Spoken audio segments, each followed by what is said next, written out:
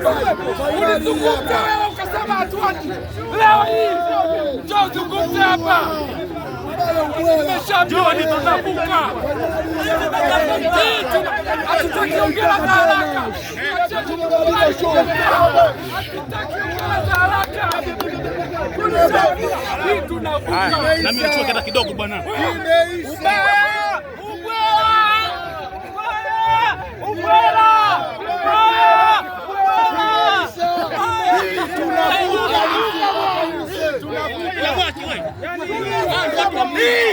Tumevuka.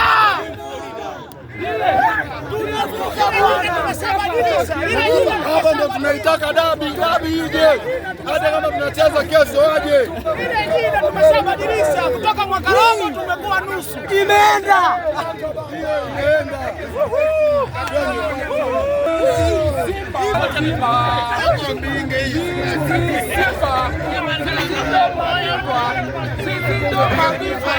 Afrika nzima aishi mpaka ishe. Tunaitaka dabi.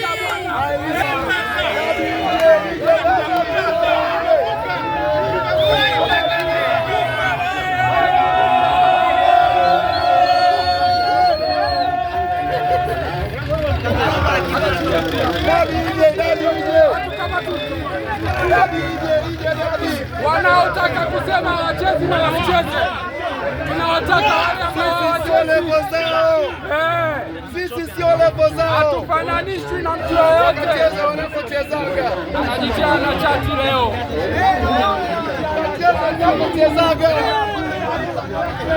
game tulikuwa tumeimaliza.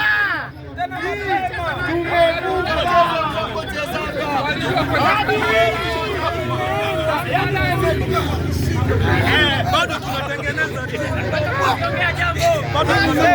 yani hii Yanga sio Yanga kwa Waarabu, hiyo mjomba sio Yanga, ni Simba.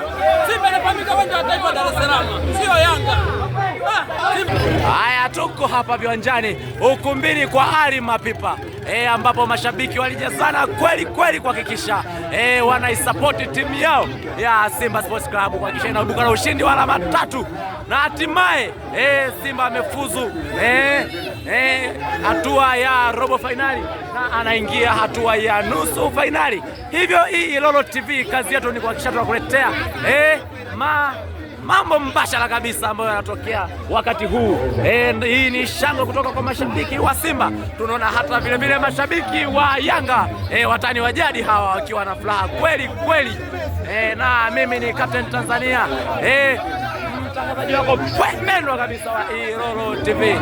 Na hili ndio vibe unalishuhudia kutoka hapa viwanjani, hapa ukumbini kwa Ali Mapipa.